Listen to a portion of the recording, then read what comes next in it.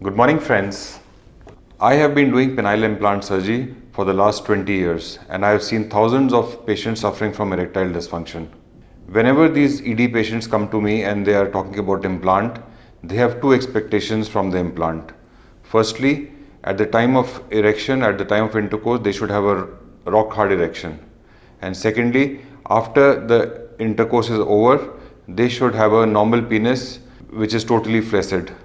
So if you also want an implant which is giving rock hard erection at the time of intercourse and totally flaccid at the time when you're not having intercourse, then the best implant for you is the Ams 700 3-piece inflatable implant. This is the implant with the pump and the button.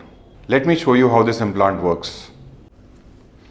This is the Ams 700 3-piece inflatable implant. It has got three parts. This is the retropubic reservoir, this is the pump, and this is the cylinders, two penile cylinders.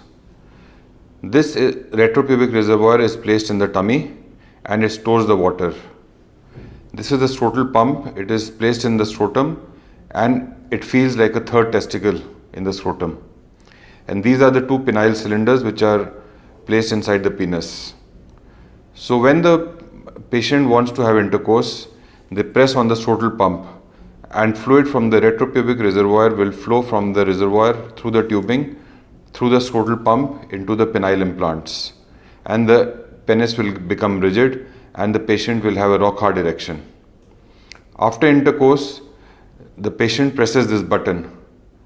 On pressing the button, the valve opens and fluid from the implant can go back from the tubing through the pump into the retropubic reservoir and the penis becomes totally flaccid, totally soft. So this is how the 3-piece inflatable implant works. If you want to see this mechanism in one of my patients, please click on the link given here.